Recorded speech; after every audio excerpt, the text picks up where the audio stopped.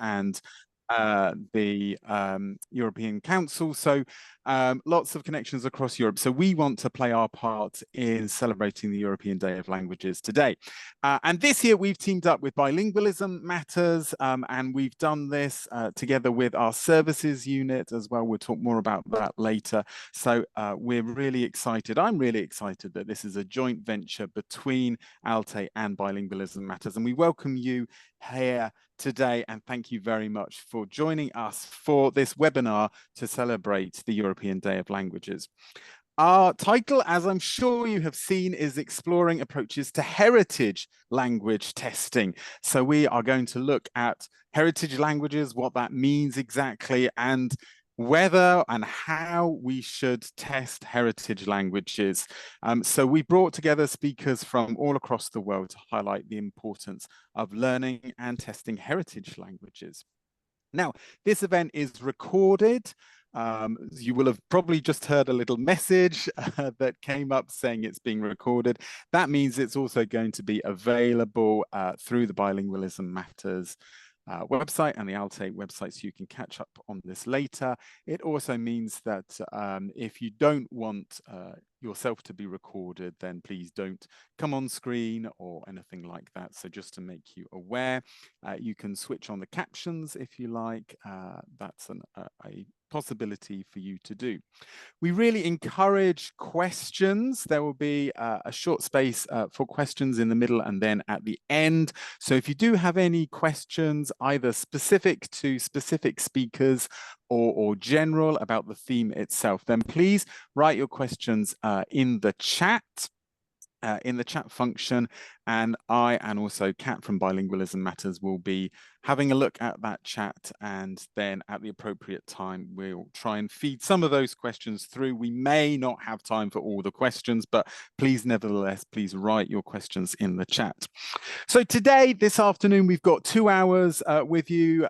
It's the afternoon here. It might be the morning or the evening, wherever you are. 2 hours, we're going to have an introduction from the people in ALTE and Bilingualism Matters. And then we've got sort of 2 sections where we're firstly going to hear about the situation in the United States and heritage language testing there. And then the second part, we are focusing in on Scotland and heritage language use there. So without further ado, let's get started. And first of all, I'm going to invite Nick Saville and then Antonella Sorace from Bilingualism Matters to come and introduce their organizations to you if you're not familiar with them, and give us just a little taste of what their organizations do and the importance of language assessment or heritage language assessment and their approach to that. So first of all, I'm going to call upon Nick Saville. He's the Secretary General from ALTE, Association of Language Testers in Europe. So Nick, great to have you here. I work with you a lot, so I know you well, but please can you introduce what ALTE is, what ALTE's key aims and objectives, and what is ALTE's approach to language assessment in general and to heritage language learners. So Nick, just a few minutes from you, please. Thanks very much, Graham. That's a great introduction, and it's lovely to be here. Greetings also from me from Cambridge, which is where I'm sitting today. It's a great opportunity, I think, to make connections we haven't made before on this Day of Languages, and particularly to work together with Bilingualism Matters. This is the first time we've had this kind of collaboration, so I'm really looking forward to what comes out of this discussion. ALTE, it stands for the Association of Language Testers in Europe, which has existed for about 35 years, which brings together, initially at least, organizations which were testing and certificating their own language as a foreign language, as an additional language. So obviously that involves organizations that do English, French, German, Spanish, but also less widely taught and less widely supported other languages, initially from the European context, And over the last 35 years, our organization has grown in order to accommodate greater participation from different parts of Europe and increasingly from different parts of the world. So it's actually very nice to be having a conversation with people from the USA today in the context of learning other languages. Coming from the perspective of certification originally, I would say that we started off with the idea of separate named entities of like English, French, German, and so on. But as we've seen the evolution of the constructs of multilingualism, we're now thinking about not just how we certificate separate languages, but how we think about the total repertoire of language skills that people have as they grow up with their home language, additional languages, and other foreign languages. So the idea of a multiplicity of languages that people have, and this is the concept of plurilingualism or individual multilingualism, as some people call it. And this has been challenging for us, for assessment providers, because it's quite difficult to understand what these constructs of multiple languages in a person's brain might look like in order to assess it. So I think this is a way of thinking which is, part of a multilingual turn that took place about 15 years ago. But I think our biggest, if you like, core set of shared values has been in sharing knowledge about assessment in order to professionalize what we do as a community of practice and to set standards in different ways. Setting standards of proficiency, which we've increasingly done using the Common European Framework of Reference, which was launched along with the first European Day of Languages in 2001. And we've sought to support the Day of Language ever since then. Setting standards also of professional capabilities in doing all phases of assessment, particularly when it's needed for high stakes purposes, for certificating for migration purposes, certificating for university entry and so forth. And that has meant that we've developed a lot of resources in order to help practitioners do their assessments better. I won't go into too much detail because we have a really great website, www.alte.org, where you can not only find information about ALTE, but you can also download a lot of the materials that we've done, quite often in more than one language, quite often in many languages, as ALTE members have produced the materials in their own languages to suit their own purposes. It's a very wide community of practice, not only because of the languages that we represent, but also for the purposes for which language testing is put, whether that's largely within institutional purposes, such as within universities or schools, but also for some of the widest used testing programs that we have in the world, such as IELTS for English and Cambridge exams, or working with large cultural bodies like the Goethe Institute, the Cervantes Institute, and so forth. So I'd recommend you go and have a look at that. Our challenge, though, I think we all agree, is to help people learn languages better and to use them for communicative purposes. So it's very much an action-oriented way of thinking when thinking about languages. And when it comes to assessment, we want to make sure that the assessment has a positive impact or effect on learning languages and not negative effects, such as making people cram for exams or to spend time doing activities which are not useful. So I'm really interested to see how this work we've been doing comes together with work going on elsewhere, which particularly focuses on heritage languages, that in the context of people perhaps reconnecting with languages which were spoken by their ancestors or by their parents, which are not which perhaps wasn't the first language they learned. So with thinking about this sort of more bilingual context, I'd like to pass over now to Antonella to pick up her perspective on this from the Bilingualism Matters mission and how they've been contributing to this sort of debate. Thank you. Great, thanks, Nick. Indeed, over to Antonella. Well, hello, everybody. I'm very happy to be with you. Happy European Day of Languages from Edinburgh, where I live and work. In case you are wondering, I'm Italian, as the name and my accent suggest. And I have experience of raising bilingual children who speak Italian as a heritage language, obviously. But basically, I'm an experimental linguist and a cognitive scientist at the University of Edinburgh, and I do research on bilingualism, multilingualism, language learning over the lifespan, so ranging really from very young babies to people who start learning a language in their retirement years. I mean, when I mean the lifespan, I really mean the whole of the lifespan. But here I'm in my capacity as the founding director of Bilingualism Matters, which is a public engagement and science communication center that started in 2008 as a local service for parents and teachers in Edinburgh.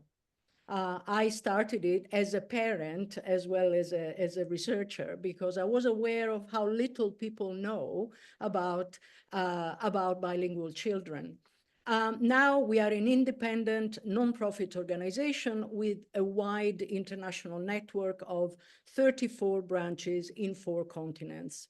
And through Bilingualism Matters, we want to raise awareness of both the benefits and the challenges of learning and keeping languages so that people in all sectors of society can see multilingualism in any languages as an asset and can make informed decisions about their children, about their students, about their patients, and about their policies.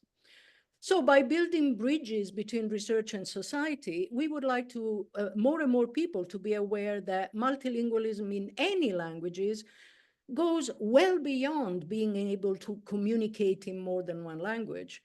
Children who grow up with more than one language or learn another language in a supportive school environment can potentially get multiple benefits from their multilingualism, and also for the overall school curriculum, and more generally for their future dealing with complex situations, with decisions, and with work commitments. So what does linguistic and cognitive research actually say? Well, it supports the view that knowing more than one language can potentially open the mind in such a way that multilingualism can be better able to deal with different situations. They have more mental flexibility in switching between tasks when the context requires it. They have a better understanding of other people's perspectives and points of view. And there are also potentially positive effects on different aspects of the whole school curriculum. So positively encouraged multilingualism in classrooms actually stimulates children's mutual understanding and their appreciation of cultural diversity in all its forms. And these are all excellent reasons not only to promote language learning in schools, but more generally to celebrate multilingualism in all languages as a resource. It's the fact of having more than one language that matters, regardless of which languages. So Bilingualism Matters works with a very wide range of organizations in Scotland, in the UK, and internationally, including Scotland's National Centre for Languages, Education Scotland, the British Council, and national governments. And we encourage different kinds of multilingualism and language learning, as I said, in any languages, including not only languages learned in a school context, but also regional minority languages and heritage languages learned by children of migrant parents, like myself. So we know that there are excellent reasons to invest in supplementary schools for heritage languages, for example, which contribute to the attainment of pupils, enhance links to the community, and help students to achieve a qualification in their home or community language. And although I'm not an expert in assessment, we are acutely aware that there is a need for accurate assessment of proficiencies in first and other languages, and a need to understand how multilingualism works, both linguistically and cognitively at different ages. So this understanding is a crucial element that schools need to encourage and empower pupils to use their heritage languages as a tool for learning across the curriculum. And this understanding is also essential to raise awareness of the value of building on the linguistic diversity of the whole school community. We know from our own experience that partnership with supplementary schools can help to build links with pupils' parents, especially from hard-to-reach migrant families, as well as boosting cultural enrichment and extracurricular activity. So as the British Council puts it, and I'm quoting, the value of community language examinations is strategically important to the country in terms of economic growth and exports, security, defense, international relations, social mobility, and educational achievement of EAL pupils. And now I conclude, I'm really delighted to be with you today to celebrate the European Day of Languages, and I'm really looking forward to hearing colleagues' presentations and ideas about assessment of heritage languages. Thank you. Fantastic. Thank you so much, Antonella. So as we go into hearing from our guest speakers now, just a reminder, you can put your questions in the chat. So this first section, we are going over to the United States, and we are particularly focusing in on the state of Michigan, actually. And if you know anything about testing in the United States, you may have heard of something called the Seal of Biliteracy. We'll be speaking a lot about that in the next hour or so.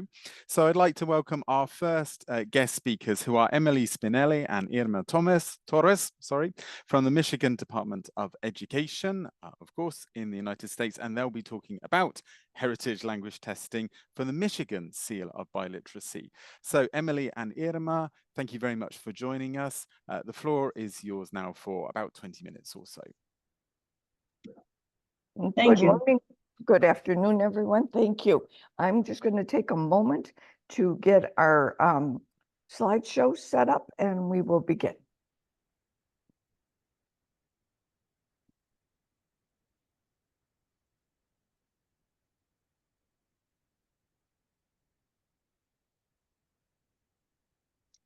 While she is doing that, Irma and I, for the past 2 years, have been working as consultants for the Michigan Seal of Biliteracy. So you may want to put her slideshow up instead of us. Yeah. There we go. Is that coming through? Yes. Well enough? Okay. All right. Very good. Well, thanks, Emily. Yes.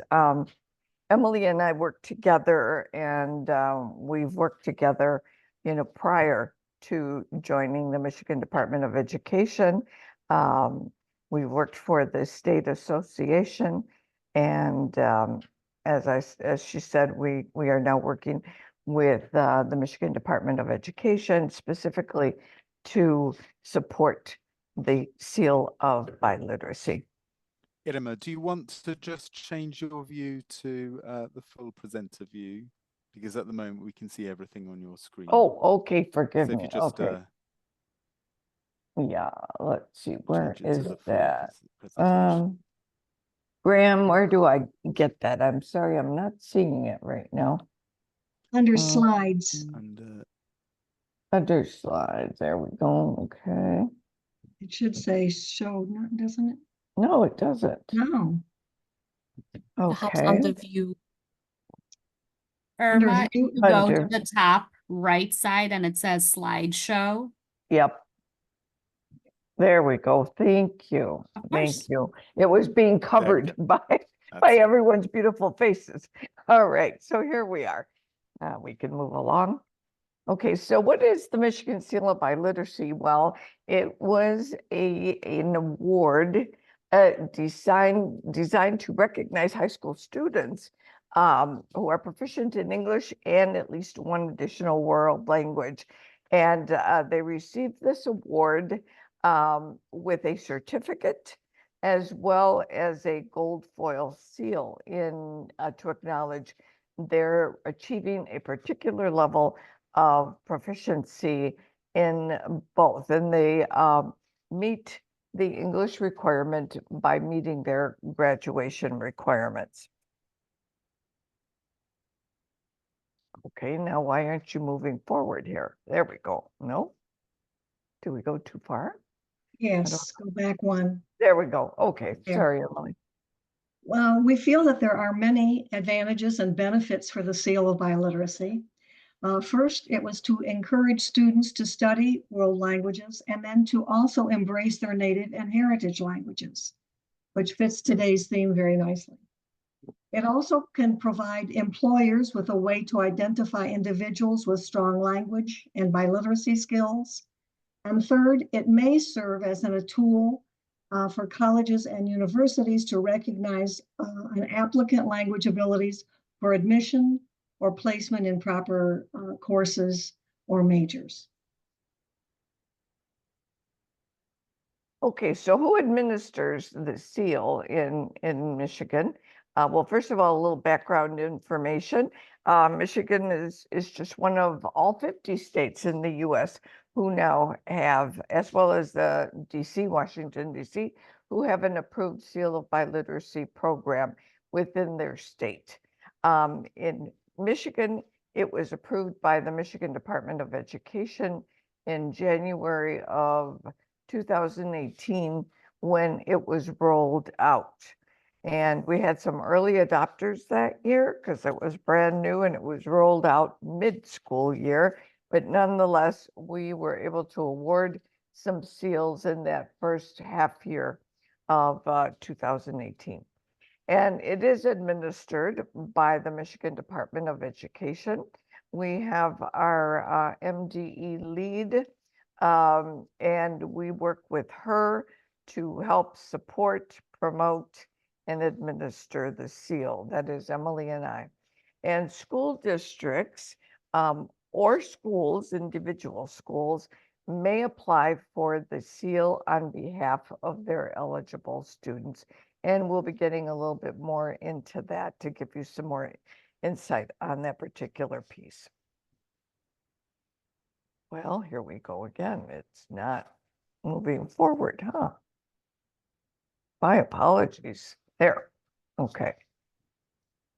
There are two major requirements to earn the seal. First, it can go to any student who receives a high school diploma or a certificate of completion or a high school equivalency certificate, and who also demonstrates intermediate high proficiency in English as well as another language.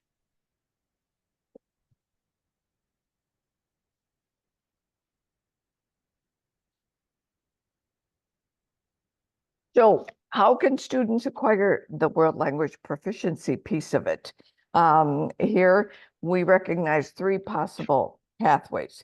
They may take classes, world language classes through their school district, or they may come with native or heritage speaking experience. And that is my background as a heritage speaker, born and raised in Michigan, but growing up in a Mexican household and speaking Spanish as my first language when I first started to speak, and then learning English and adding that language. Or as a study abroad. We have many families that move abroad for X number of years to Europe and elsewhere. So that child, that student may have acquired language and they may earn the Seal of Biliteracy that way also. As we stated, the students who receive the seal must have at least intermediate high proficiency. And we're going to talk a little bit about what we mean in the US by these proficiency levels. Language proficiency levels were first defined by the American Council on the Teaching of Foreign Languages, which is called ACTFL, as they pertain to all four skills: listening, speaking, reading, and writing. There are 5 levels of proficiency: novice, intermediate, advanced, superior, and distinguished. And then there are sub-levels of low, mid, and high from the novice through the advanced. And just as a reminder, the minimum requirement for the seal is intermediate high. Irma?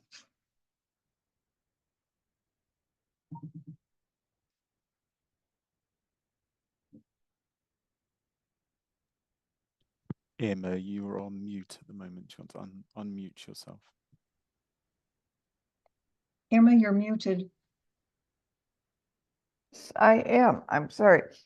Speakers at the intermediate high sublevel are able to converse with ease and confidence when they're dealing with routine tasks and routine kinds of social situations that require an exchange of basic information related to their world, their school, recreation, particular interests, and areas of competence, not with an unfamiliar scenario.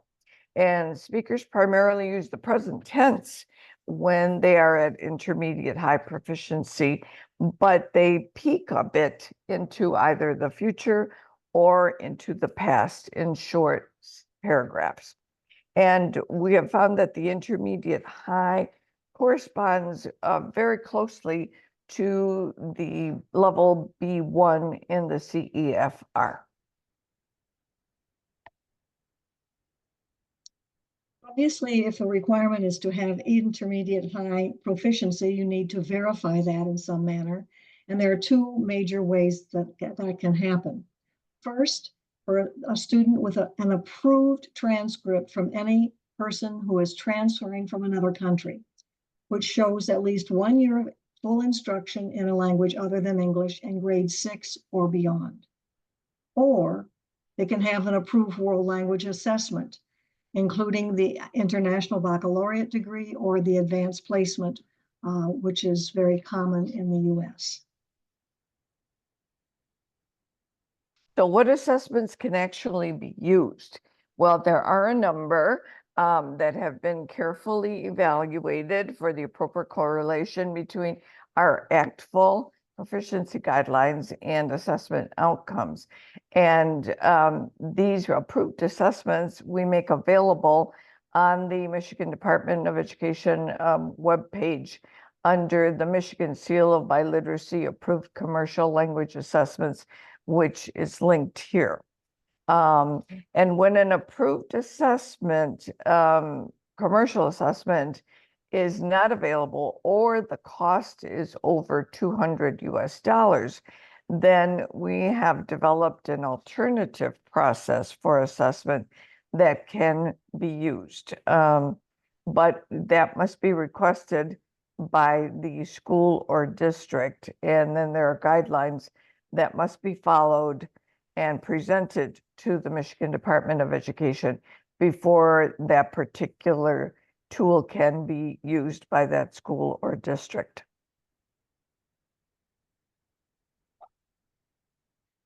You're looking at an actual page from that approved list of commercial assessments.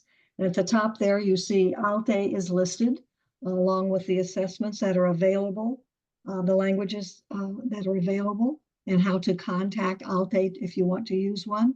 You see another one here for the advanced placement language exams, and then the beginning of ALANT.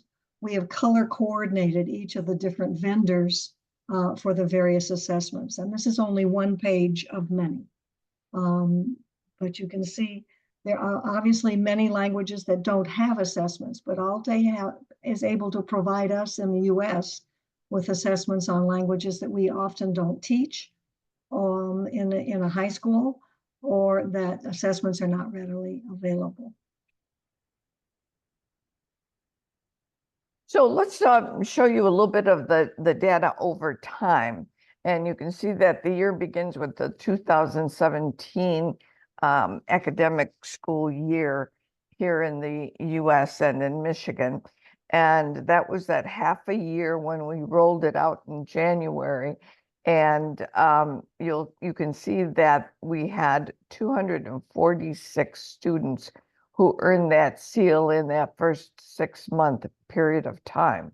And as you look across the years that follow, you can see that we have had a steady increase in the numbers. And we were very happy to see our last year number at 2,232 seals awarded. And we had, as the Biliteracy Council, had hoped to achieve over 2,000 goals, and we met that goal last year. You can see the next row on languages other than English in which the seal was awarded. Again, the steady trend continues upward. Even during COVID years, we started at 21 languages, and we have right now maxed out at 53 in the 21-22 school year. And then again, last year we were at 52. And so we continue to try to find other good sources of assessments that can be added to the list so that we can continue to grow that source for heritage speakers, so we can, count them in our Seal of Biliteracy numbers. The number of districts in the third row offering the seal continues to grow at a very nice rate. We had those early adopters in 2017-18 at 33.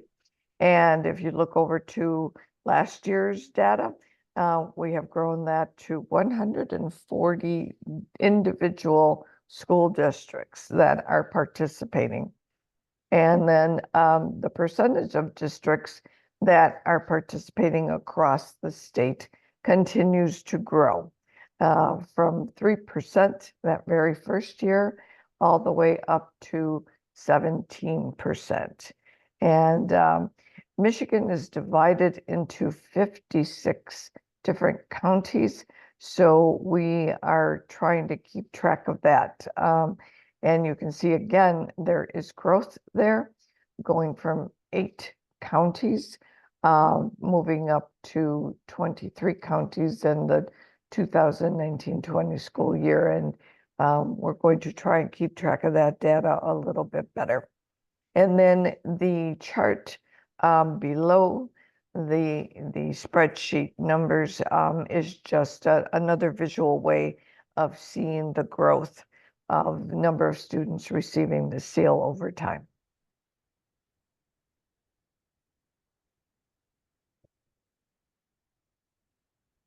Here, again, we're seeing the growth chart just in a different way. Maybe a little more clear for you, but it's really the same data that was presented before.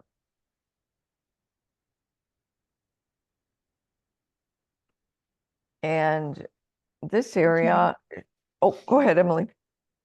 These are the top 10 languages that were used to obtain the seal in the past academic year. The academic year begins September 1 and ends August 30th for our purposes. And you can see that Spanish clearly is the dominant language for awarding the seal, but these are the top 10. If you add that up, it comes to just over 2,000, which means that about 150 or more students were using a language that is not taught, a heritage language, no doubt, and used maybe by 3 of the people who obtained the seal.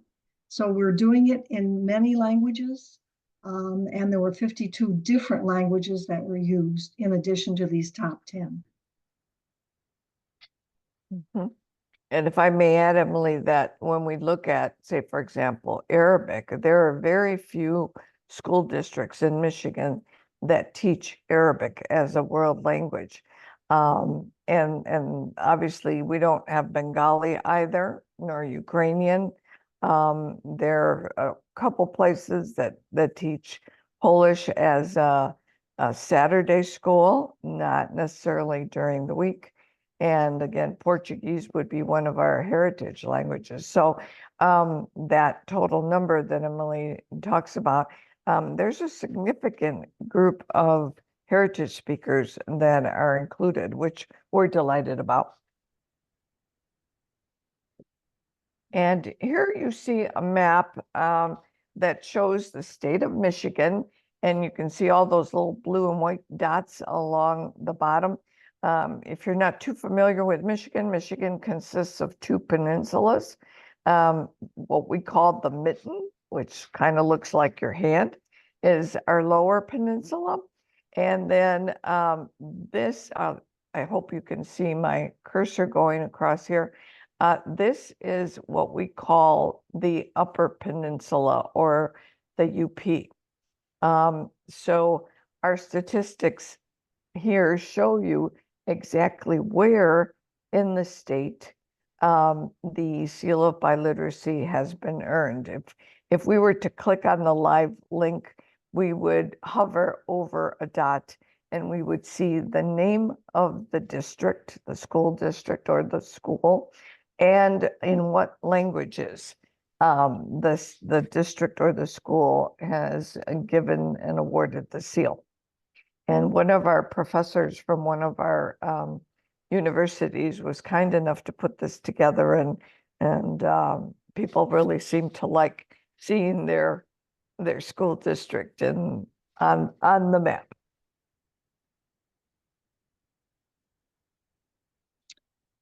We have on our website a significant list of helpful resources that you may be able to take advantage of. And you see them all listed here.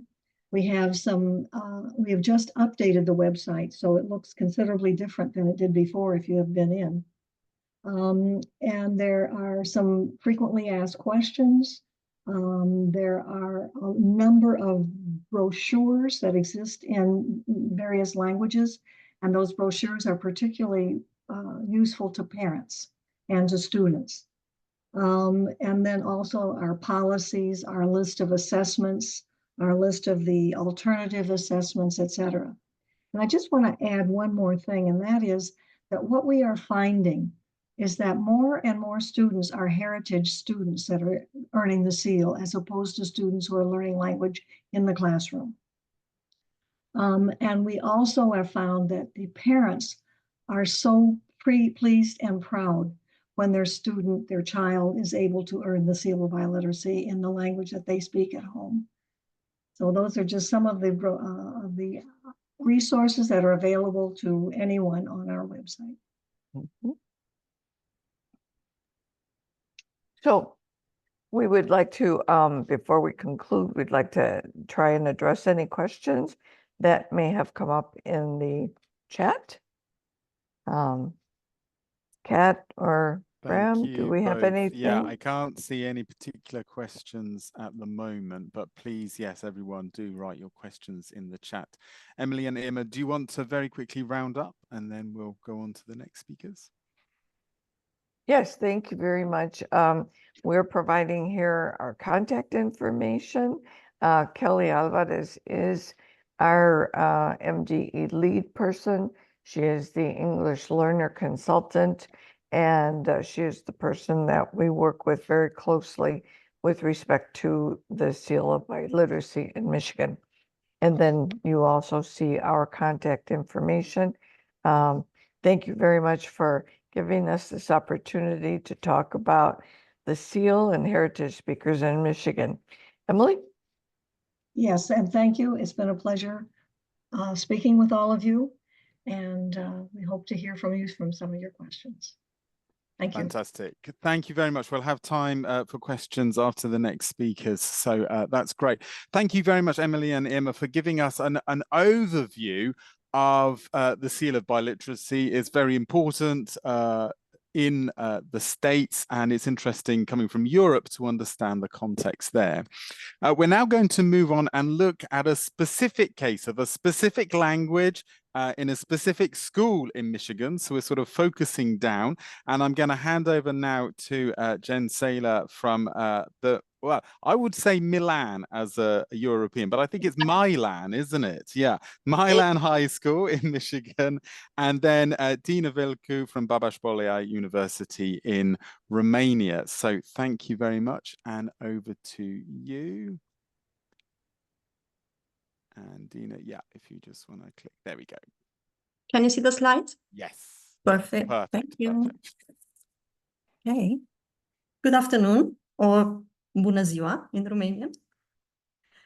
First of all, please allow me to thank both ALTE and Bilingualism Matters for organizing this event, which I think is really a celebration of all languages. My name is Dina Vulcu, and today I am glad to present, together with Jen Saylor from Michigan, USA. I would like to talk today about Romanian as a heritage language in the context of migration, and about the contribution which language testing, can bring to preserving less used languages like Romanian. After that, Jen will detail about the program Seal of Biliteracy, which actually brought us together into testing Romanian as a heritage language in the USA through the mediation of ALTE Services Unit. I represent Babeș-Bolyai University from Cluj-Napoca, Romania.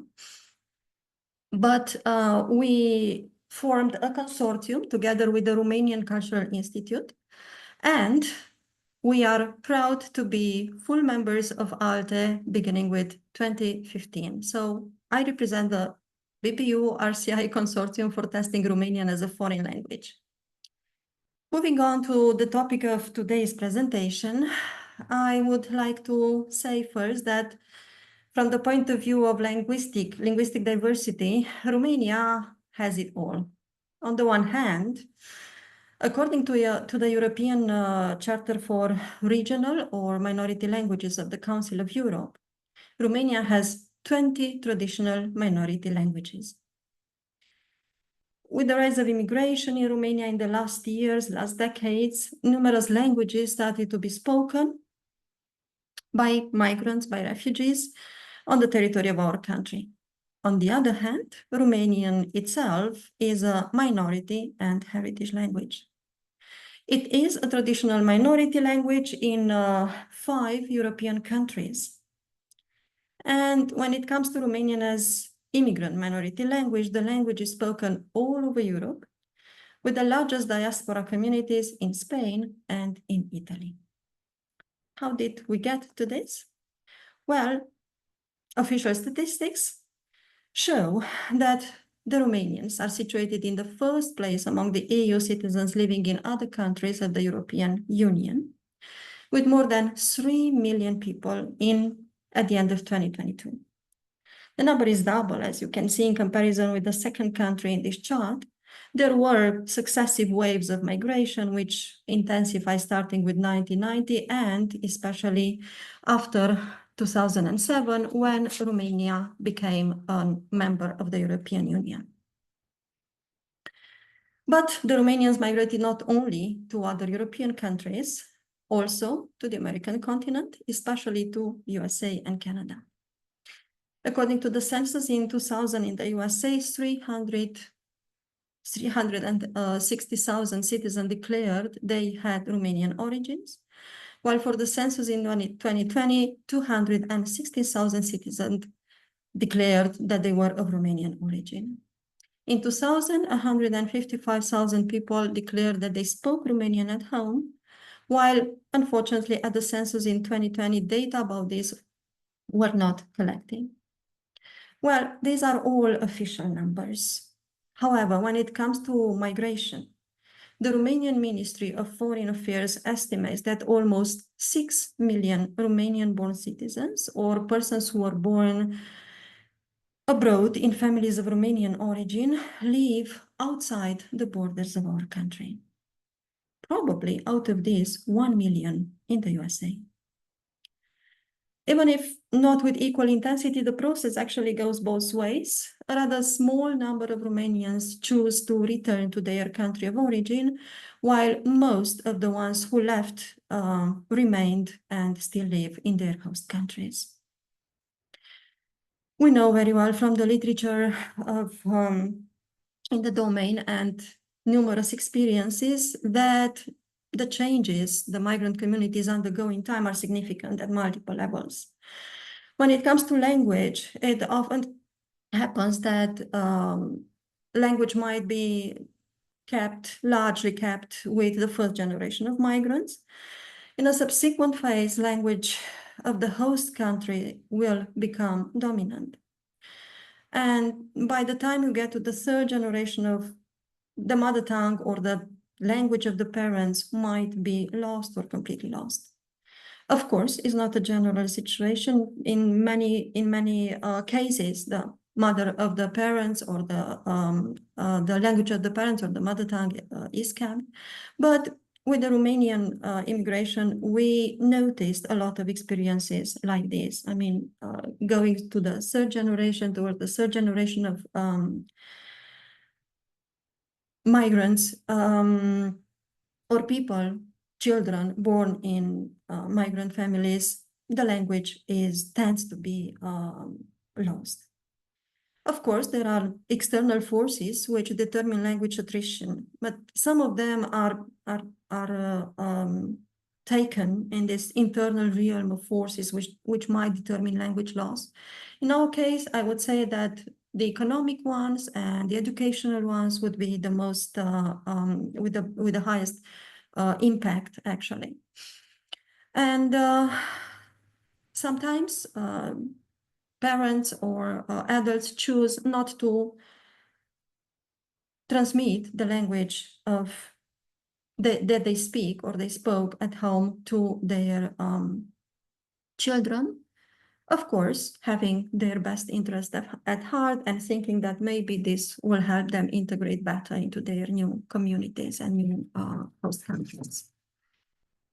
However, many times the authorities, like in our case, the authorities in Romania and also the local authorities in the host countries, and the Romanian diaspora communities try to provide different instruments for preventing this phenomenon of loss of language. For example, many times there are courses of Romanian language and civilization which are introduced in schools. There is an intense cooperation at government level in order to support scientific, cultural cooperation and different organizations or associations are founded, study centers, and the language tends to be kept also by people who meet and who participate regularly in religious services, for example, in churches, which are a lot all over the world. And we also have a literature of migration.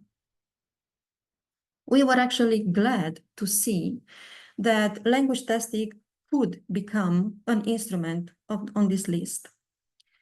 In different countries, obtaining a certificate in the heritage language can improve prospects in the labor market and in the educational systems. I think that Spain and the USA are good examples from this point of view. We discovered that actually a lot of people with Romanian as a heritage language were interested in obtaining a certificate in Romanian. Once we started administering our examination abroad, in the different centers of the Romanian Cultural Institute in Europe, so far we have administered these examinations in Madrid, Paris, Venezia, and Prague. The Romanian Cultural Institute in Madrid proved to be very active, very involved, very participative in promoting our examinations and in helping with their administration. And after a few sessions of examinations, actually, we noticed that a lot of the test takers had Romanian as a heritage language. More exactly, 84% of this test-taking population. And I would like to say here that actually one of the main gains that we saw and they saw, besides, of course, obtaining a certificate in their language, was that it was a very good occasion and opportunity to reconnect with their country of origin and with their language. There were many of them who actually joined courses in order to remember and to get a better level of Romanian in preparation for their examination. At the end of last year, the ALTA Services Unit passed me the request from Oakland Early College from Michigan for administering an examination of Romanian for 2 of their pupils. And then other requests came also from Michigan. This was the first time when actually our examinations were administered outside the centers, the headquarters of either Babeș-Bolyai University or the Romanian Cultural Institute, and it happened to be in the USA. At that time, I had already had information about the Seal of Biliteracy, and I thought that it was a great program for encouraging people to preserve their languages and to help in this way preserve diversity, language diversity. It was a very interesting experience. We administered our languages, including reading, listening, writing, speaking, and also a component of language in use. And it was a very interesting experience to see, to connect with these test takers in the USA. The written part, everything which was in the productive and receptive skills and writing, was administered in these colleges under the invigilation of our colleagues from these colleges. But since we only had 2 or 1 candidate in these places, I did the oral part, the oral examination online on Zoom. This way, I was very glad to discover these candidates who had a very flexible and very creative way of using their plurilingual repertoire. And this helped them a lot with task fulfillment, first of all, and with fluency in the when we talk about the speaking component. I also was glad to see that they kept some cultural markers in the environment of their family, of their communities. For example, they were telling me how their grandmothers were taught them to cook traditional Romanian food. And they were telling me about some traditions that they keep in their families and in their communities. I had the chance to have a very fruitful dialogue with these candidates, and there was an open and warm and personal communication that we managed to develop during this oral examination. I will only, about the schools, Jen will tell you more, will give you more information, but I would only like to tell you that they were great partners in this process. First of all, I was so glad to see that they had a real interest in helping their students keep their heritage language, and they offered all the support that they needed for taking these examinations. Our consortium, of course, needed to adapt to working with partners outside our institutions. It was a great experience, challenging but great. And we were very glad to connect with the Romanian diaspora in the USA through the mediation of our examinations. Where at the beginning, as you could see, we had we administered examinations in 3 colleges so far, with a total of 5 candidates. But we are sure that this activity will continue and will grow. Our testing of Romanian language in the USA might in this way, and I hope that it will contribute in a significant way to the preservation of Romanian as a heritage language. I would like to to tell Emily and Irma, first of all, that I think that really this is a great program. And now I'm going to hand over to Jan to tell you more about how they award this distinction in their college. Thank you. Thank you, Dina. Can you stop sharing your screen so I can share mine? Okay, perfect. Thank you.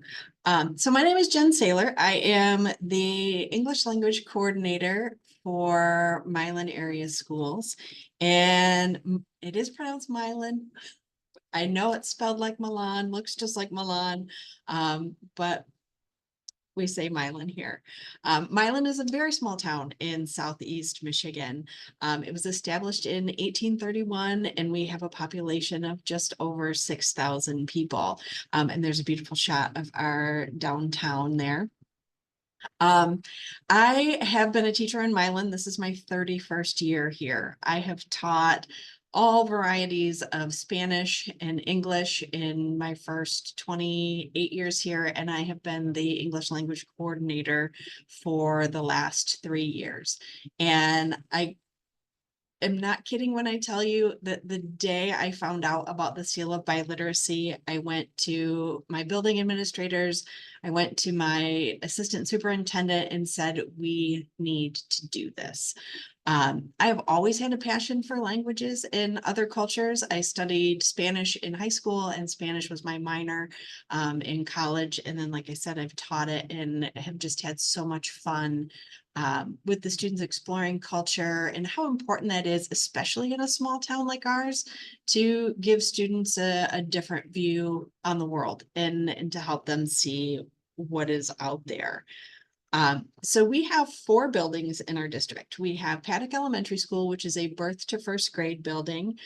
We have Simons Elementary School, which is 2nd, 3rd, and 4th grade. Milan Middle School, which is 5th, 6th, 7th, and 8th grade. And then Milan High School, which is where my office is 9th through 12th grade.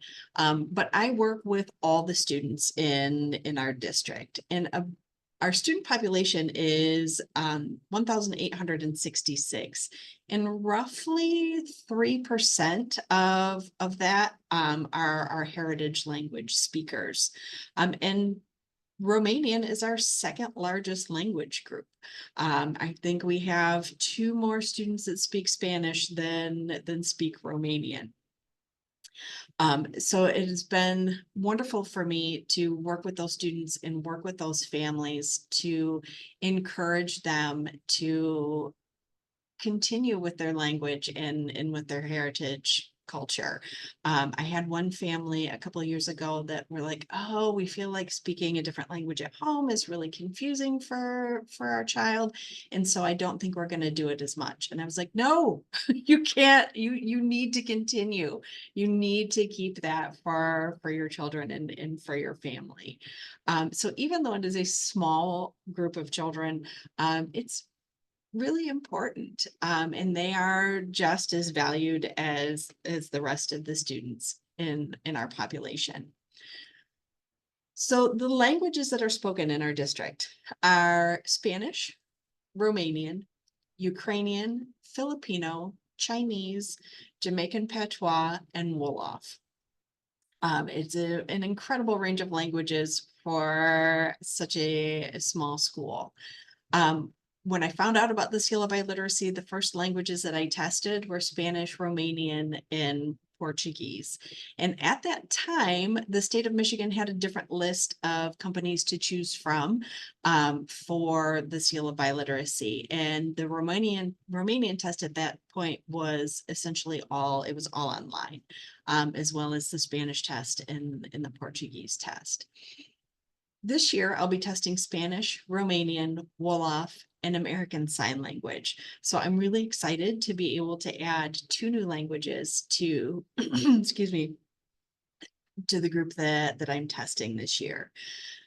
And our demographics for testing are mostly our heritage language speakers. We have immigrants, we have 1st generation heritage language speakers, and we even last year had kindergartners who are third generation heritage language speakers in Romanian, which I think is absolutely phenomenal. We've also had a language studier. He had a passion for Spanish and studied it here at the high school and took the test and was qualified to receive the seal. I have only had one student opt not to take the test. And trust me when I tell you that when I ask them, if I do it once, I do it probably 25 times. That I come back to them time and time again. Do you want to take the test? Are you sure you don't want to take the test? And so I just have only had one student say no, thank you. And I've only had one student who's had to retake a portion of the test. And I think that that had more to do with the awkwardness of doing the speaking test with the computer. And so they retested and were able to improve their score and receive the seal. Online versus in-person testing, all of the languages that we test are online, with the exception of Romanian. And I have to tell you, I really think that that was such a much more valuable experience for the student who took the test last year. When students take the test online, you're listening, speaking, reading, writing, it's all on the computer. And it can be very awkward to just talk to a computer. And when the students make a mistake in their speech, their inclination is that they need to stop and they need to start over. There isn't a correction and then a move forward. It's like, oh, wait a minute, I just screwed that whole thing up. Can I stop and restart? And more often than not, you can't. And that's where Dina was such a huge asset. She was so warm and so kind and just genuinely put the student at ease in being able to do the listening and the speaking part, which are like the most intimidating parts of the test. And I think that one-on-one for the listening and the speaking just lowers that affective filter for students so that they can just genuinely feel comfortable and really produce their best of language and their best variety of language, like Dina had mentioned. So I really found value in that. And Dina was so amazing at setting the whole thing up. It took almost 3 weeks to be able to get the test set up, with time differences and scheduling and trying to figure out what days worked for me and for her and for the student.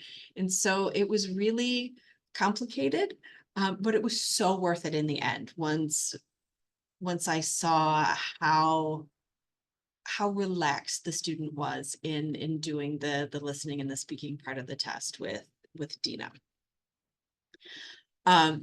So here at Milan High School, as Irma and Emily mentioned, students receive a letter from the state superintendent of schools. They receive a certificate of biliteracy and a gold seal. And I have the pictures there of the seal and the certificate. Here in Milan, we celebrate at class night, which is a night where all of the graduating students come to receive awards, and it's in front of their parents, their families, whoever, if they have friends that want to attend, they can do that too. For each student, I give a brief discussion or just a brief description of how they came to receive the seal. I always ask them first if it's okay if I share their story, whether, they are immigrants or if they are, first generation, second generation speakers. So I always clear that with them first. And then we give them a special cord to wear at graduation, which you can see there in the picture. And they also get a special designation in the graduation program so that everyone who attends graduation can see that those students received the seal of biliteracy. But I will tell you, the biggest reward is the sense of pride that the kids feel when they find out that they have received the seal of biliteracy. There has not been one student who was like, okay, cool. And I always make a big deal about it. If I don't get to see them in person, I email them in capital letters, all capitals with like the biggest font that I can, and I change up the colors to congratulate them. But when I tell them, the look on their face makes it all worth it, because this is something that they either don't talk about, or other students don't know that they speak a different language, or they think, oh well, it's just something we do at home. But when they receive the validation that they are biliterate, they're not just bilingual, they can speak, they can read, they can write in another language, it genuinely is like the best part of the whole process to see them swell with pride. So it is one of my favorite parts of my job. And like I said, working with Dean was absolutely amazing. And I want to say thank you to Alte and Bilingualism Matters for having me, as girl from a small town in Michigan. This is really like incredible. So thank you for the opportunity. Thank you very much, Jen, and thank you to Dina as well. It's been really interesting to hear that case study, and to see how important and how empowering assessments can actually be. Fantastic. Now I'm conscious of the time, so we are going to move on to our next set of speakers now, and we're going to save questions for the end. But thank you. I can see the questions are coming in. That's fantastic. If any of the speakers want to answer the questions by typing and responding to that, please feel free to do so. But of course, I really hope that we can have time for verbal questions at the end as well. Okay, so we've heard from the United States. We're going to move across to Scotland now and hear the situation in Scotland. And then again, we're going to later on focus in on a case study as well. So I'm going to first of all ask Bethan Owen to come and speak to us. She's from the City of Edinburgh Council, and she'll be talking about the provision that local authorities in Scotland should or could take when it comes to heritage language assessment. So Bethan, if you are there, please come on and introduce yourself to us, and please feel free to share your slides as well. I'm here, Graham. Thank you. Thank you for introducing me. Thank you for inviting me out and Bilingualism Matters to speak today. And thank you, colleagues, for those really enlightening presentations that we started off the event with. It's always just really uplifting to witness the tangible passion that always seems to drive those of us that work in languages education, and this event is certainly no exception to that rule, and a wonderful way to mark European Day of Languages. Hopefully my own passion will come through as I do my short presentation now. I should probably explain the title of my presentation. It sounds a little bit Lewis Carroll to those that are familiar with language in the wardrobe. So mirrors, windows and doors I've lifted from a recent policy document that's influencing policy decision making in Scotland at the moment in terms of wider education and curriculum reform. And we're positioning the curriculum as something that should do three things. It should mirror the child's lived experience. So a child should be able to see themselves reflected in the curricula that their schools offer. Can you flick back a second there, Kat? Thank you. It should be a window to broaden horizons, to show things that maybe they haven't experienced in their life. And it should be full of doors through to new possibilities. So this is what the curriculum reform movement in Scotland is hoping to achieve, moving away from possibly rather more rigid curriculum models that may have been a little bit more restrictive in the past. Not to say that our current one is. Our current curriculum is skills-based, so it's built up of experience and outcomes rather than strict prescription of content. Anyway, that's a whole new presentation itself. Mine Bethan Owen. I am the Senior Development Officer for Languages for City of Edinburgh Council, so I have a portfolio for all languages in all education establishments across the city, so that's a 3 to 18 unit. And I also have the great honour of being responsible for Gaelic education, which is a major factor for education in Scotland and in Edinburgh as well. My presentation today is based on data taken from my Masters of Education, which was awarded to me earlier this month. which was looking at educational leadership. My dissertation subject was heritage languages provision and the role of local authority leadership. It's also based on current live project that I'm leading across the City of Edinburgh schools, secondary schools, and has been carried out in the field among our school and languages communities. So perhaps it illustrates the bridge that, sorry, am I talking too quickly? Is it my accent? I'm sorry. It perhaps illustrates the bridge between research and society and communities that Antonella mentioned during our introduction. Okay, Kat, we can move slowly on to the next slide, if that's okay. So here's just a brief overview. We'll look at the context in which I'm operating. We'll have a little look at the current model of provision that is in development in Edinburgh. Look at the research questions and look at the one in particular that I'll look at addressing today. Look at our stakeholder needs. So therefore, what are the purposes of our provision? What's it for? And the conceptual framework around which that concept is based. We'll look at some of the views of parents, some of the views of our young people, crucially, and then because of the theme of this event, we'll look at briefly at assessment and accreditation. Okay, so we can move on from there, if that's okay. All right, so our context then, and I would say, and Graham did mention that this is to do with Scotland, it's actually to do with the Edinburgh specific context, but it can't really be generalised because context is so important in education, but there are obviously threads from it that could be applied in other local authorities. So the relative context in education cannot be underestimated. If we look at, I've divided it into external drivers and internal drivers. Certainly, education is far from immune to the influence and sometimes pressure of external forces and drivers. And I'm thinking specifically, for example, of the OECD and the PISA programs, which do exert some significant pressure on policy decisions in education in Scotland. Before mentioned those listed here, the external drivers, they contribute to positioning us perhaps in a unique moment, I would say, with regard to heritage language and for the urgent need for us really to be focusing on authentic forms of support for heritage languages learning. So activism and social movements, thinking back to the impact of Black Lives Matter, for example, on bringing issues of equality and equity to the fore in policy-making discussions, leading to education reform internationally, nationally, and locally for us. The strong influence of UNCRC, which has been embodied in law in Scotland, so we are duty-bound to consider its articles in our policy for education.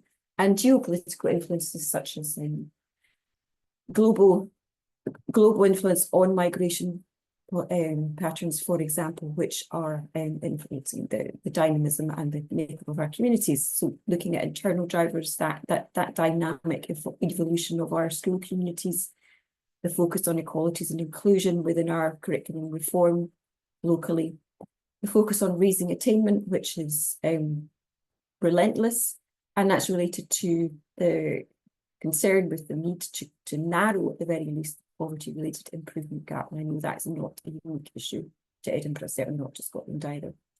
Edinburgh Learns for Life, Kat, if we could go on to the next slide, kind of underpins our work on education in Edinburgh. That's our strategic approach.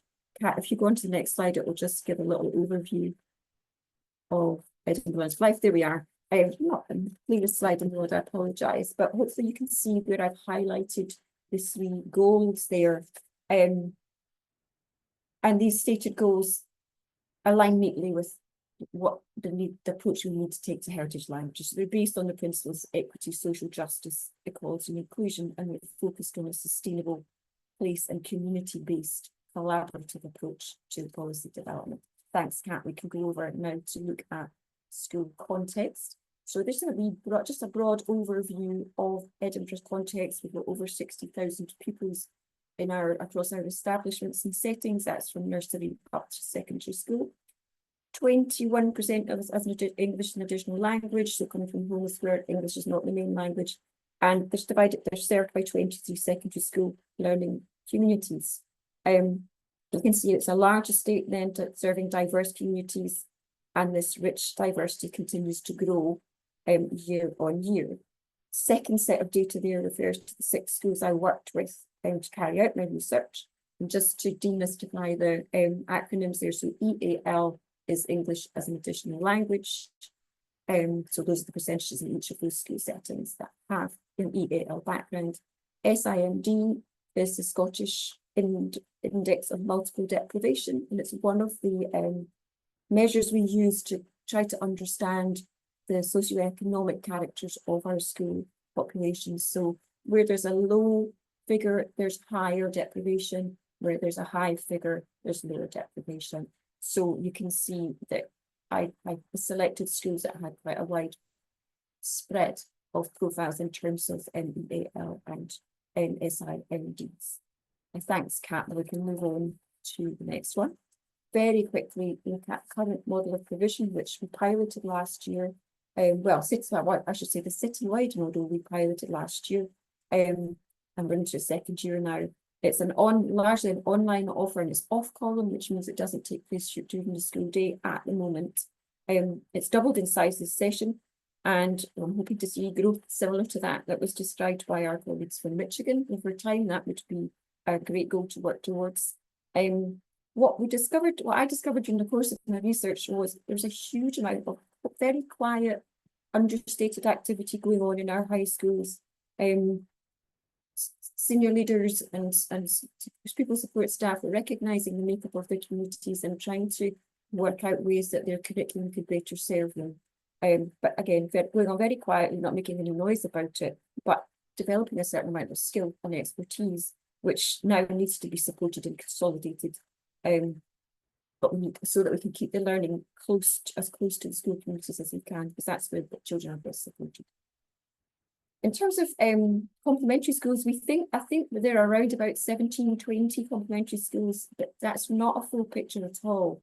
The data is really quite difficult to capture on that. And I'm certainly discovering new organisations all the time. I came across a new to me Arabic complementary school just yesterday. So hopefully over the course of time, more will come to the surface. Partnership and collaboration up there is key, and I think that's been demonstrated by all of the speakers that have gone before me.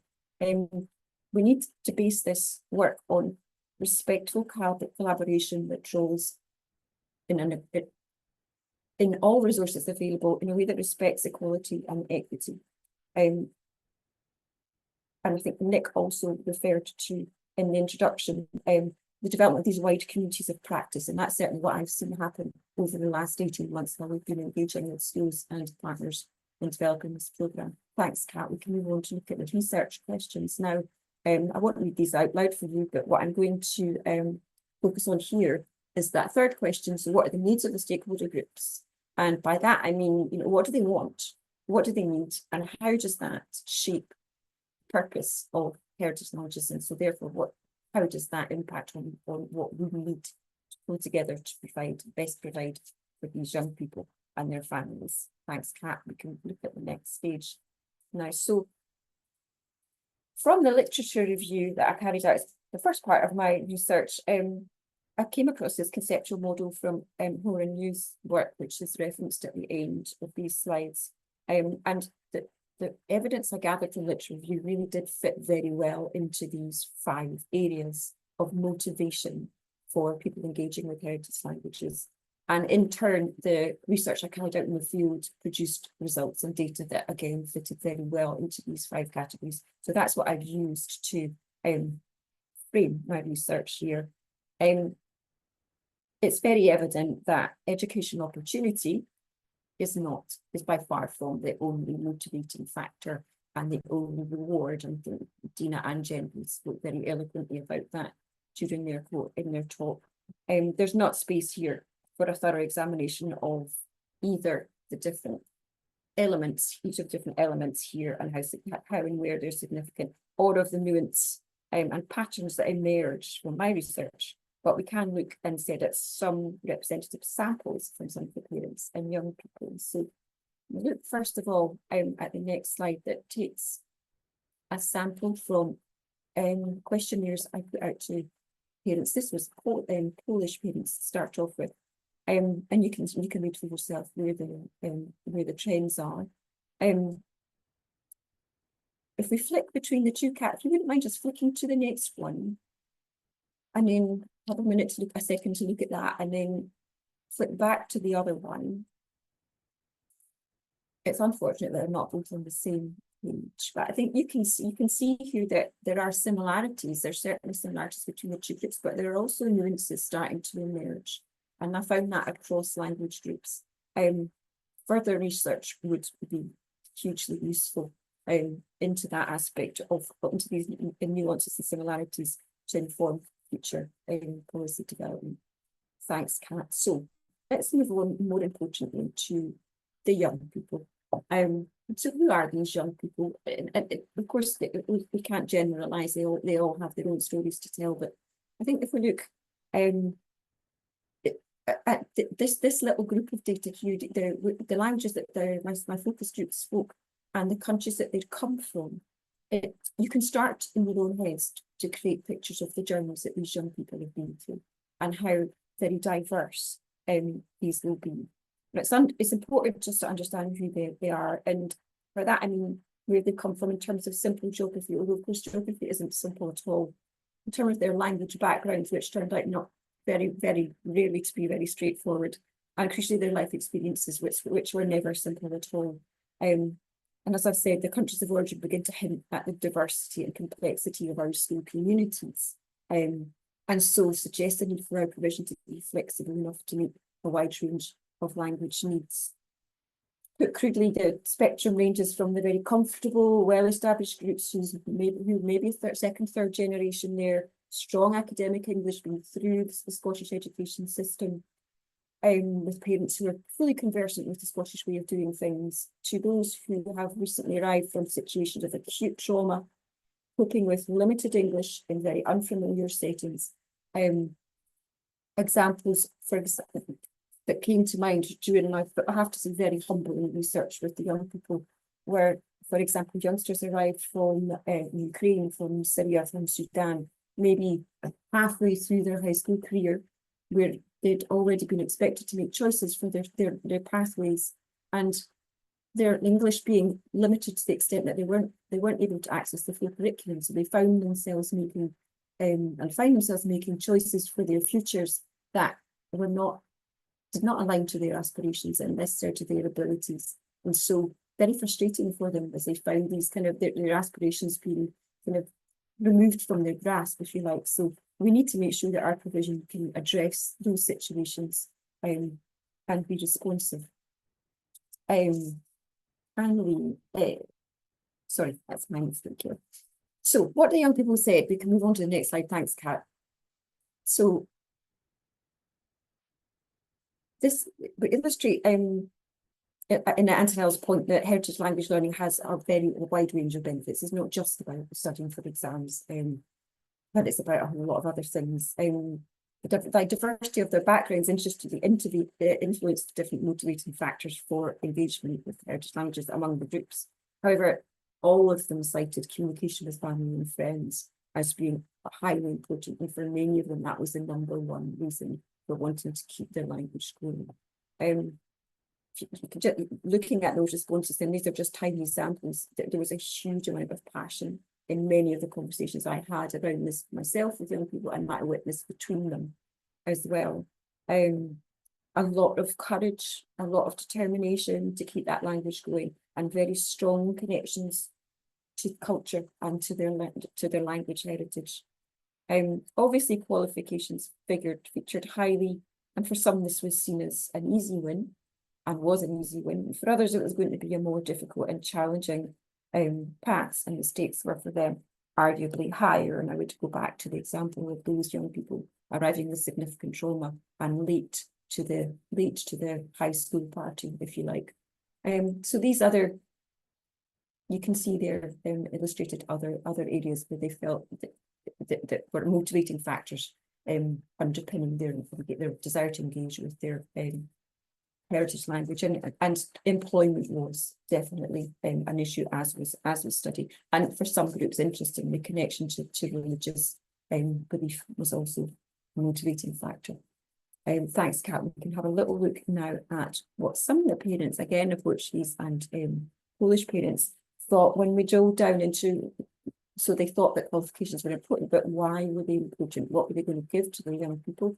And you can see there the Portuguese ones. And Kat, if I can ask you to do the same thing and flip between the two, and you can see again that there are similarities there, but there are also differences between the responses in the two groups.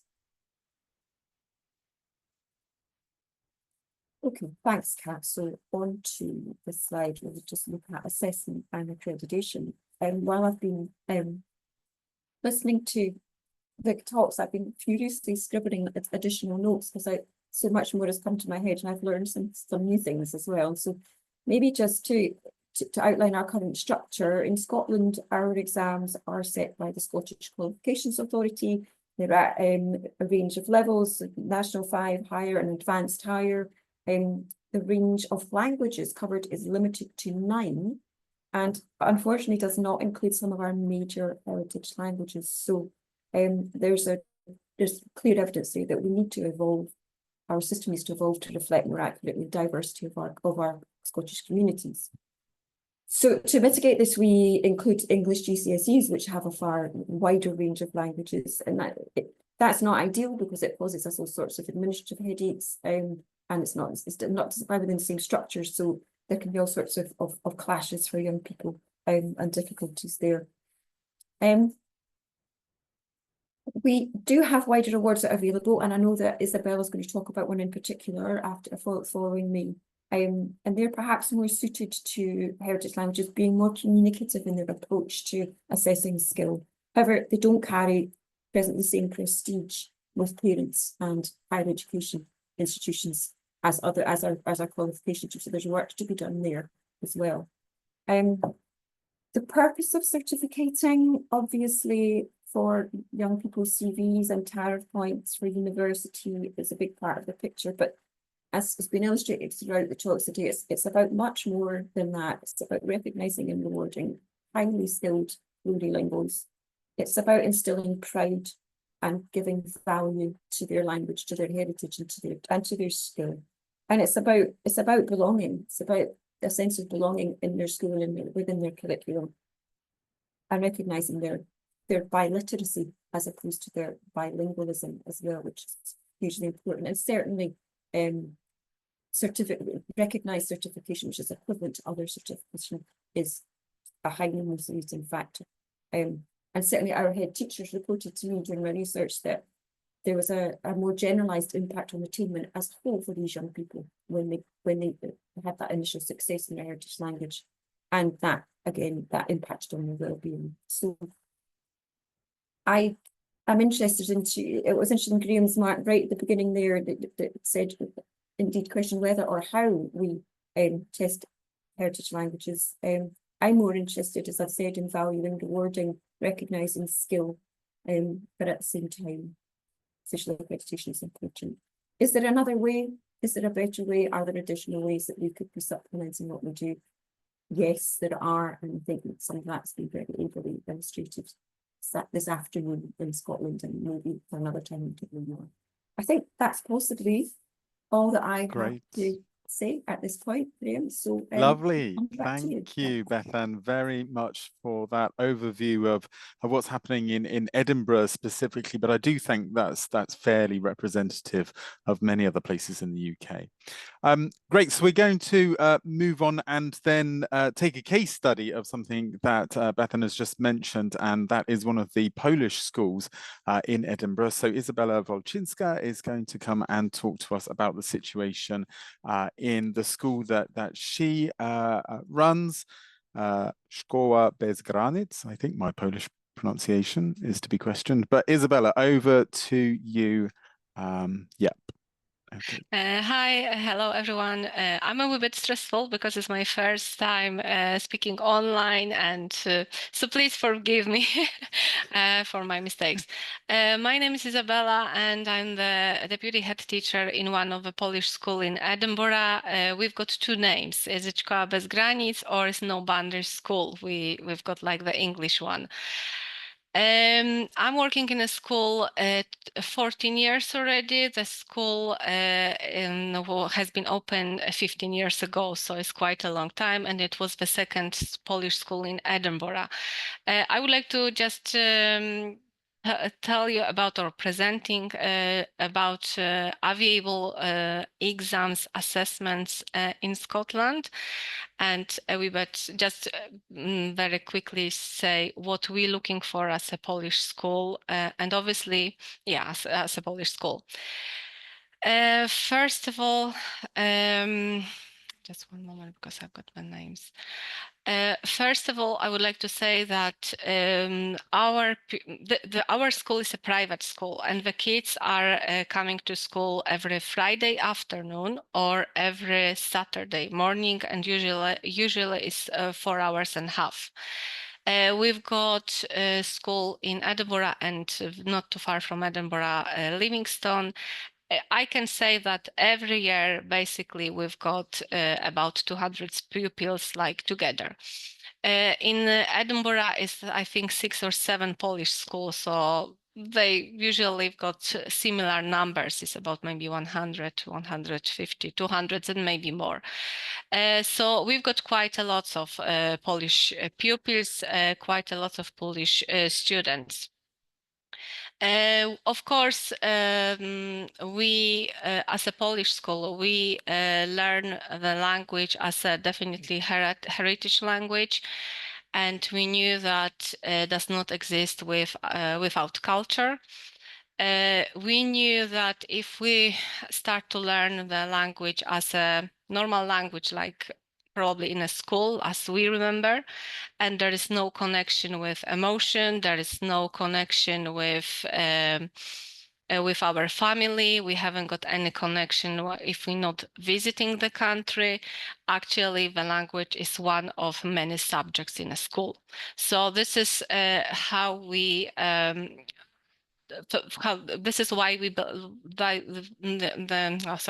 this is why we for our school it's very important to learn about the culture, geography, and history.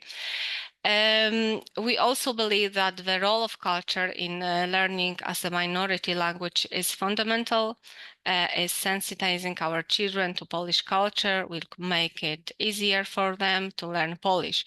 If I mean culture is about the art, of course, the music, painting, the Polish history, the Polish food, Polish beliefs, celebration like Children's Day. We believe that the children need to have a connection. Basically the pupils in our school are around 10 years. They start when they are 5, and they usually finish when they are 12, 13, even 14. It depends. The exams and all assessments are very, very important for us because it's developing language skills like reading, writing, listening, and speaking in Polish at level which is beyond the child's home communication. Because as we knew, at home we're speaking constantly, we're using the same vocabulary. So if we've got the exam, the level is a wee bit higher. Currently in Scotland, we've got Polish GCSE, Polish A-level, which is higher, and we've got assessment from a Scottish Qualification Authority, Modern Languages for Work and Life. And I would like to just quickly say that the school has been open in 2009. 2012, we had the first candidates to GCSE. 3 years later, we had first candidates to A-level.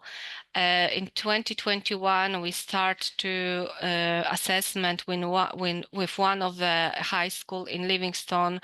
Is it Modern Languages for Work and Life, level 5, and 2023, me as a personal, Izabela Wolczyńska, I start to work with Edinburgh Council, and we just work with Polish GCSE. We're just preparing students and just help them to gain this qualification. If it's about the Polish GCSE, Obviously, as an exam, is checking speaking, writing, listening, and reading. Speaking is recording, and it takes about 12 to 15 minutes. And the recording is sending to AQA, which is in England. And after that, they checking and give the mark. Obviously, writing, reading, and listening is a test. It's only 1 day per year, and obviously in two different dates, and the pupils have to have a seat and write. The subject, which is on a GCSE, it's quite the kids like this kind of like talking, like about the family, about activities in the free time, about the friends, about the technology. They like to talk about the hometown, about travel, tourism, maybe social issue and global issue is not a favorite, but they've got the knowledge about it from Scottish school as well. And the third one is about what would you like to do in your future, so about the studies, about the life after when you finish high school, about your dream job. And basically they have to write 2 essays. A very short one is 90 words, 150, and answer for question. So this type of exam is quite popular, and you can see the number. In 2024, it was 8,555 candidates. So it's quite a lot of. The GCSE is just like qualification, and students, they can, obviously, we always encourage the pupils to do any exam, any assessments, to have like confirmation, official confirmation that they've got knowledge about that a language. So obviously the GCSE is great because sometimes the kids be back to Poland for a study, and as I know, because I had the students, that the Polish university accept even GCSE. So yes, I had like the pupil who back, and he said, I have to do this year because I know that they will accept. So it was like very quick course. The second, so this is the basic. I would like to say that this is the basic, and probably this is the most popular. If a student's going for study, they can always just write that is extra qualification. If it's about the next level, Polish A level, the number is much lower than GCSE because it's more difficult. And for example, there is no speaking part. So it's only like reading, writing, and multitasking, which is like reading, listening, writing. The first paper apart the reading and writing is a research project, and research project is about, usually is the students have to pick up the subject, they have to learn as much as they can, and after that they have to write the essay about 300 words. The subject which is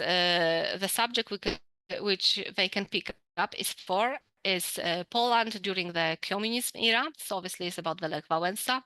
The second one is it racism in Poland, tourism in Poland, or the resistance movement in Poland during the World War II. So as you see, as you hear actually, the subject is more difficult because it's attached very much about the history. It's the same about the paper too. They have to pick up the movie, or they have to pick up the books.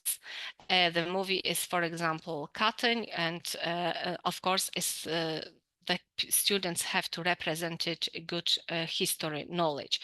So one side, we are happy that the students can discover Polish culture in like different way, more deep, but it's much difficult if they like live in UK. So obviously the like reading or listening is quite similar. The themes are quite similar to GCSE. there is like few extra. One is impact of emigration in Polish society, Poland and the European Union, Polish politics and young people. So obviously to take these exams, the students have to be like about, I will say 15, 16 years, because they need to be like mental ready for this exam. So this is probably the number wise so lower than GCSE. And the last assessment, which is available in Poland, in Scotland from Polish language, which we offer to our pupils, is Modern Languages for Work and Life. Which is from two parts. One is work, which is the pupil have to write CV, cover letter, and we're doing like quick interviews. So it's like speaking part, and obviously that part is all in Polish. The students really like this part because it's the preparation for a future interview, for study or for work. It doesn't matter that is Polish, in Polish language, but the emotion and feelings are, the stress is quite the same. The second one is about life. So here the students have to write, have to read something in Polish and answer in English. So it's just like checking the language ability. And subjects, which are for thems which are available for this part, is quite similar to GCSE. It's about the family, lifestyle, planning for the future, languages as a global context. So it's quite easy and quite easy to get, and quite for students quite familiar. If the student's going for a study for assessment like SQA, they can get 14 UCAS points. For I think GCSE is 24, so it's quite high. I would like to quite high, especially like a GCSE exam, and Modern Languages is assessment. So assessment is just like with the teacher, because I'm doing with the assessment, so the pupils are working with me, so I can collect their work. After that, put in a nice book, write all documents and back to the school. So it's quite nice.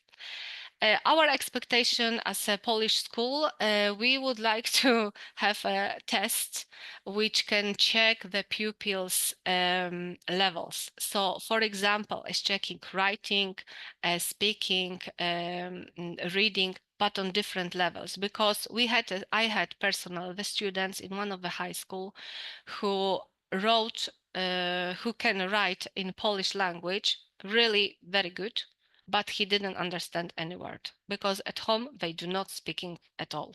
But because he came to Poland, to UK when he was 8, so he had quite good education with writing in a primary school, so he still remember. But he said, like, I can write, but I can read it, and I don't understand what I write. So I was super surprised, and really I have no idea how I can help him to improve his language. What is about the window which is open for students after the assessment exams? I always say to the pupils, and I always try to encourage them, that it's like the bird sitting on a tree is not afraid that the branch will be break. Not because he trusts the branch, but because he believes in his own wings. So if the children get exam from Polish language, from any heritage language, the wings will be stronger, will be bigger, they can fly further. So that's from me. I would like to say thank you very much. I try to keep the time because I know that probably it will be some question. So thank you very much. Perfect. Thank you so much, Isabella, for taking us through the case study of what happens in your own school with relation to the Polish language there. That's fantastic. Thank you so much for sharing. So we've got about a quarter of an hour left, and there are some questions that have come in. from you, and so thank you very much for that. And so I think I'd also like to bring back Nick Saville and Antonella Sorace as well, so that we can open up the questions to any of the presenters, or Antonella and Nick as well, as you see fit. So please feel free to join in. Okay, so thank you for your questions. And thank you also to the presenters who have been answering the questions by typing as well.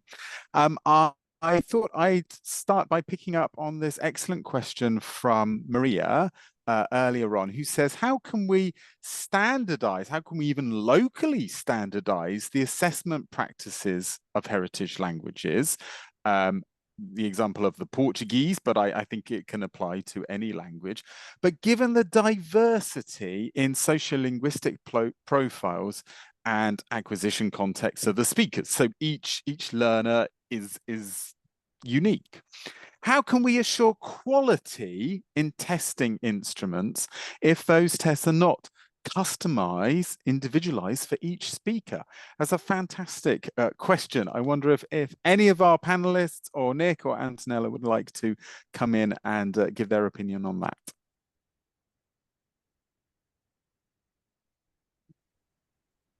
This is Emily Spinelli. I can speak for the United States. ACTFL, the American Council on the Teaching of Foreign Languages, has what is called an OPI, an Oral Proficiency Interview, and it exists in over 120 languages. The people that are testers have been thoroughly trained. We know that many languages have various dialects and various, for Spanish, for example, Portuguese, as the person mentioned. And when the person tests, they take that into account. Just as the many dialects were here today, we all understood each other, and we were all able to communicate. And so is the same for assessment when somebody is well trained. For example, many years ago, I trained for the OPI in Spanish. We had 5 days of training. So it is well vetted, it is very well handled. So it can be done. Nick, as somebody who Yes. knows a lot about testing, particularly in the European Come context. in on this one. Yeah, Great. please Well, do. one of the reasons that ALTE was established was to try and give some mechanisms for cross language and cross cultural comparison of language standards. And of course, the Common European Framework was chosen as a way of doing this, as a kind of meta framework, which sits above other systems which might exist in each country. So what we seek to do is to relate our examinations to a common framework, even if they've come out of a different cultural context. And we can see the contextual differences between the macro context of the UK and the USA, the meso context of the state of Michigan and the city of Edinburgh, and the micro context of different schools. So you have to break out of those micro contexts in order to seek some overarching framework of reference. And to be frank, I think that's been the success of the CFR. And indeed, the heritage of the testing model in the States, which starts with the OPI and then leads to the ACTFL framework, has also been subject to comparison with the CFR. And in I think it was 2010 to 2013, we had a number of symposia which looked at the direct comparison between ACTFL and CFR. One was in Leipzig in 2010 and one was in Provo in 2011. But the thing is that before you can get down to the details of the comparisons, you've got to find out about these different cultural expectations of the way that assessment fits in the different contexts. It seems like the ACTFL and the CFR are quite similar, but in fact, ACTFL is a testing system that applies to many different languages, whereas the CFR is not a testing system, it's a framework of reference, which in a sense, overarches ACTFL or overarches any other system which can be compared. And the UK has been rather loath to apply its what you would call qualification model, which are school-based qualifications to do with achievement, to the CFR. And this comes out quite clearly in the Polish example, because the A-level isn't really a communicative test. It's more like a history, culture, and somewhat language test. And I have to say that it was a shame that the UK's languages learning ladder, which had been proposed 20 years ago, which was a very similar, or indeed an alignment was possible with the CFR, which doesn't now exist, hasn't been. It led to something called Asset Languages Program, which was very much focusing on languages that people learned in the community rather than school, and therefore wasn't so much about a qualification needed at a 15 or 18. It was about how to make progress up a ladder of proficiency, starting with perhaps something like an intermediate low, which we would call a B1, and move up to an intermediate high, which or something beyond that, which we'd call a B2. So the ladder approach hasn't really in the UK been applied as well as elsewhere, due to the fact we haven't really aligned what we do to the CFR. It does exist with the ACTFL, because of course it covers the whole broad range of proficiency, as does the OPI interview, which goes right up to the sort of native speaker type C2 level or C2 plus. Anyway, I think what I would say is, and I wrote this down myself, is that what we need in these areas is to understand what the proficiency goals are and how we compare them, right? And it was interesting with the biliteracy word, literacy, not just bilingual, that there was an encouragement to go beyond the, if you like, the home environment, which might be an oral tradition that kids pick up, to develop wider literacy skills in speaking, not just speaking, but I mean in reading and writing, and possibly applications of that to a cultural context, which is not just a home context of the language. That we did see very well in the Polish example come out, and in some of the other examples too, the need to relate back to the real world of either the first generation immigrant or back beyond the home country, to keep the connections going. But very much a question of comparison, I think, and how you do it. That come to ALTE, we can help, I would say, but there are other frameworks available, if you like, to do that. Thanks, Nick. Antonella Sarace, Yes. would you like to respond? Yeah, I'd like to make a point. I mean, as I said, I'm not an expert on assessment, but I'm an expert on language learning, from a linguistic point of view. And it seems to me that one thing that assessment has to take into account is the fact that languages change through bilingualism, but also through transmission from one generation to the next. So my Italian, I was born and raised in Italy. My Italian has changed in very selective ways. It doesn't mean that I've lost it, but it has changed as a result of the fact that I've been living in an English-speaking country for 30 years. My children, the Italian they heard from me is not the same that I grew up with in Italy while I was living in Italy. So it seems to me that, if we want to assess, and I'm just talking about assessing proficiency language, we have to take into account the fact that this is a natural phenomena, languages in contact affect each other, and transmission from one generation to the next is one of the factors that contributes to language change over time. So this is a maybe it's a very broad point, but it seems to me that it's one of the things that, you know, as bilingualism matters, you know, in trying to relate, to link up research and practice and society, it's one of the points that we would like to get across, as well as, you know, the more general point that I wanted to make. Yeah, let's actually tell children, students, parents, teachers, you know, how languages are learned, what the benefits, what the challenges are, so that we increase the motivation, you know, also for assessment, and we increase the pride of, you know, young people in getting assessed and so on. So this is again a broader point, but it seems to me that these are, you know, useful points for discussion. Great, thank you very much. I think we've definitely seen the value of assessment in terms of motivation and empowerment today. Dina, yes, do you want to give a closing comment?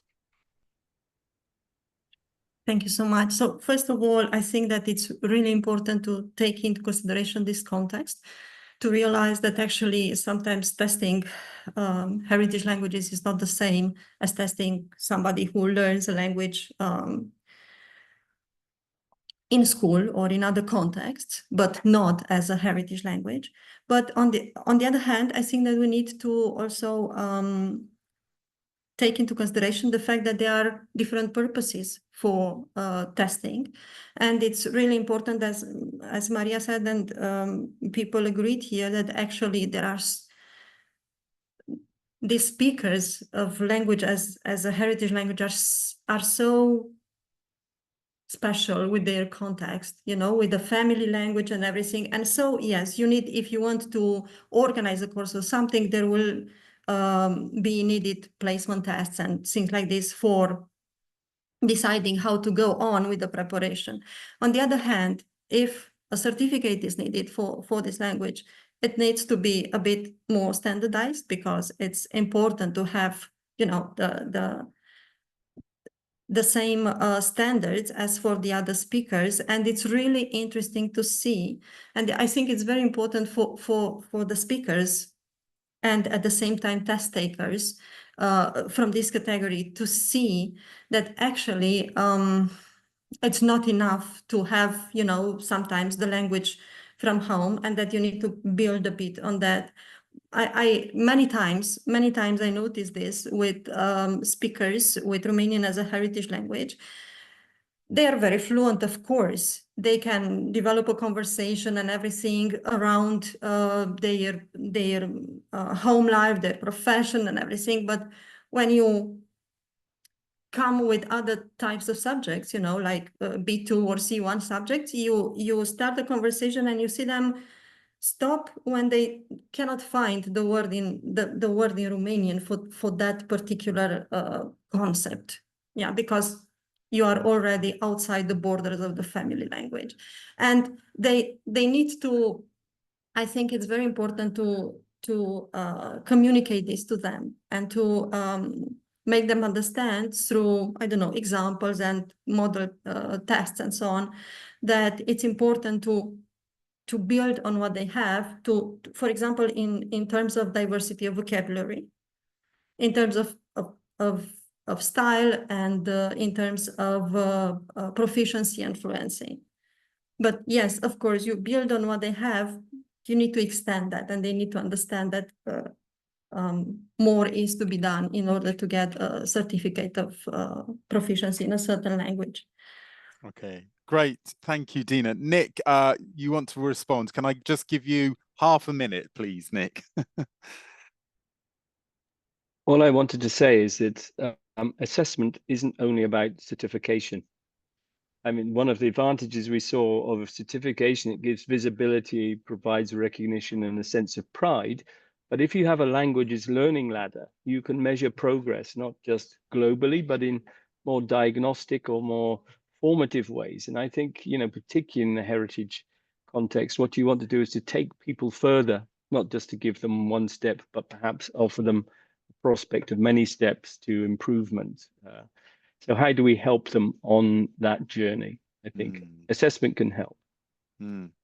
Definitely. We've coming to the end of our time, but let's continue that conversation. I really want to keep us moving. Let's not stop there. Let's continue conversing and discussing about that topic. And you can do that by keeping in touch with ALTE and with Bilingualism Matters as well. I know that Bilingualism Matters has a conference in Edinburgh next March about heritage languages. ALTE, we have conferences twice a year. Our next one is in Istanbul in November, and then in Cardiff in April. So please have a look at our website, www.alte.org, for more information about ALTE. We also have a services unit who provide courses and consultancy and training opportunities if you want to learn more about assessment. So please go to our website to find out more. I'd like to give a big thank you to all our presenters today. Huge thanks for all the preparation you've put in, and particularly to Kat from Bilingualism Matter, and to Kasia from ALTE Services Unit for doing a lot of the legwork and preparation.